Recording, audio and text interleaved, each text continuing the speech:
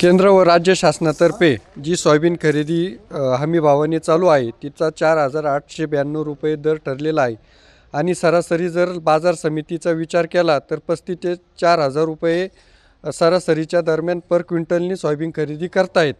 तो आणि शासनाचा दराचा 1,000 ते 1,500 रुपयाचा शेतकऱ्यांचा बाजारभावात तफावत होत आहे।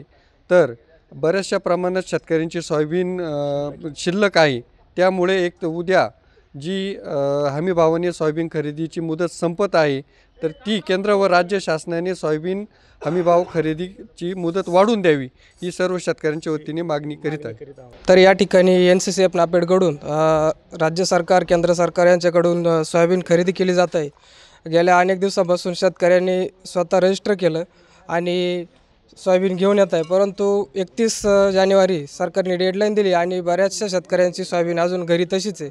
परंतु मार्केटमध्ये 3,000 ते 4,000च्या दरम्यान सोयाबीन विकते, इथे 4892 रुपये रेट आहे। शेतकऱ्यांना त्याचा 1,000 ते 1,500 रुपये फायदा होतो आहे।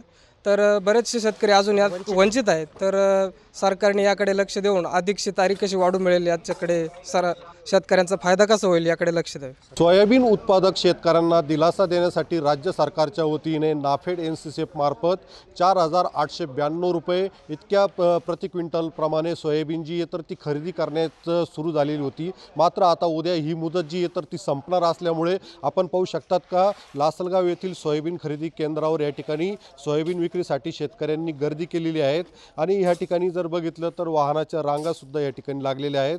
मात्र मोठ्या प्रमाणात जे सोयाबीन उत्पादक शेतकरी आहेत तर त्यांची सोयाबीन जी आहे खरेदी करणं बाकी आहे।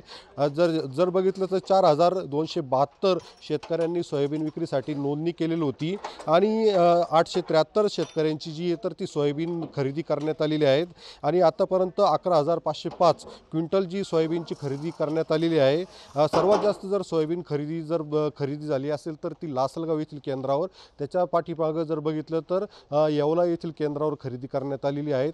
मात्र जर बघितलं तर 3,500हून अधिक शेतकरी जे तर ती सोयाबीन विक्रीसाठी अद्यापही ते वंचित आहेत आणि त्याच्यामुळेच कुठंतरी ही सोयाबीन जी तर ती बाजार समित्यांमध्ये कमी दरामध्ये विक्री करावी लागेल आणि त्याच्यामुळे शेतकऱ्यांना 1,000 ते 1,500 रुपये प्रति क्विंटल मागं नुकसान होणार आहेत। त्याच्यामुळे सोयाबीन खरेदीला मुदत वाढवून द्यावी अशी मागणी जी आहे तर ती करण्यात येत आहेत। उमेश पारीख, TV9 मराठी, लासलगाव, नाशिक।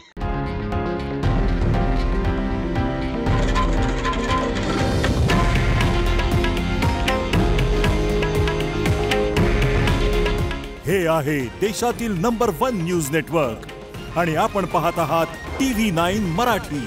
काळजी तुमची, हित महाराष्ट्राचं।